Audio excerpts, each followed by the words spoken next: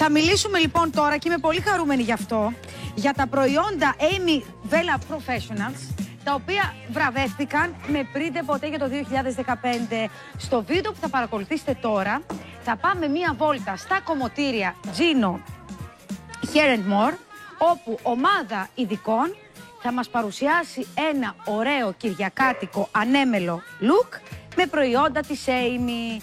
Πάμε να δούμε το βίντεο για να καταλάβουμε περισσότερα και σε λίγο είμαστε εδώ για να παίξουμε.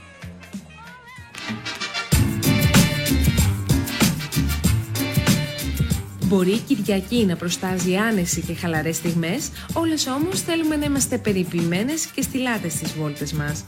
Γι' αυτό επισκεφτήκαμε τα κομμωτήρια Gino Hair More στο Μαρούσι που γιορτάζουν τα 40 χρόνια λειτουργίας τους και συναντήσαμε από κοντά τον hair expert Βασίλη Δρίγκο για να μάθουμε όλα τα μυστικά για τη δημιουργία ενός χαλαρού street-like look που θα μας βγάλει ασπροπρόσωπες στις κυριακάτικες εμφανίσεις μας.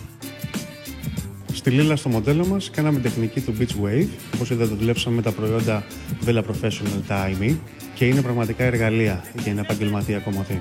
Επιλέγουμε το Beach Wave look γιατί πιστεύουμε ότι είναι ένα στυλ που είναι επιμελώς ατιμέλητο και είναι κατάλληλο επίσης για τις κυριακάτικες βόλτες. Τι κάναμε στη Λίλα? Χρησιμοποίησαμε το Root Suit που μας βοηθάει να δώσουμε όγκο στη ρίζα.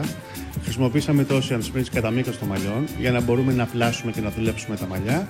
Και εφόσον προσπαθήσαμε να τα ανοίξουμε, χρησιμοποίησαμε το Grip Cream που τα γυαλίζει και αλλάζει την υφή, την κάνει λίγο πιο smooth, πιο γυαλιστερή.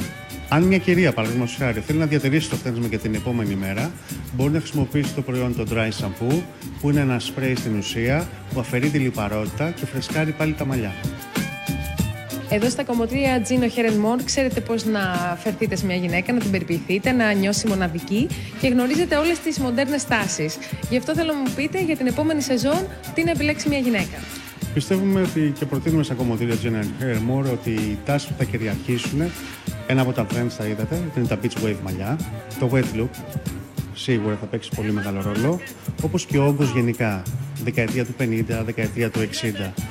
Βέβαια, κάθε γυναίκα είναι μοναδική και ανάλογα τις ανάγκες, ανάλογα την προσωπικότητα, προσαρμόζουμε αυτά τα trends, τη μόδα αν μπορούμε να πούμε, των μαλλιών σε κάθε γυναίκα.